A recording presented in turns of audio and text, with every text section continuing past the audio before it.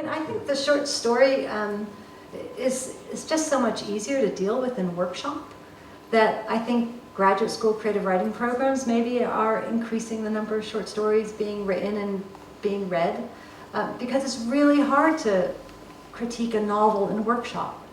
You know, you can critique the first chapter, and then if you're lucky enough to be with somebody in the next workshop, maybe the second chapter, maybe the third. But to critique an entire novel in workshop is really difficult.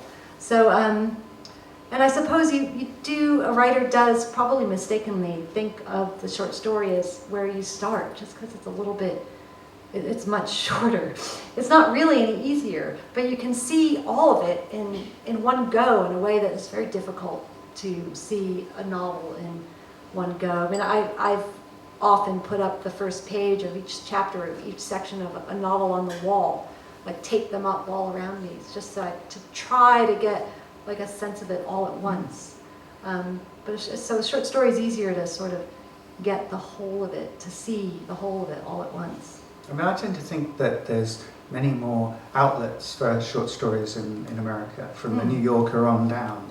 There's a tradition of publishing short stories in literary magazines. There's a lot of university magazines like Raritan or I want to try Kenyon Review or something that have traditionally published short stories, and I'm not sure there's anything quite comparable in this country to that.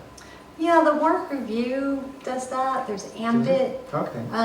There's a few here, but you're absolutely correct. There's not nearly as many, even proportionately, as there are in the States. And it is a really great venue for new writers. And I'm looking at all my students in the audience, BA and MA. I mean, and even a really small, I was the fiction editor of a really small journal for a while called Two Rivers Review, and I used to get dozens and dozens of submissions for just one slot. So it's competitive, but the outlets are there, and it is it's really wonderful when something's accepted too.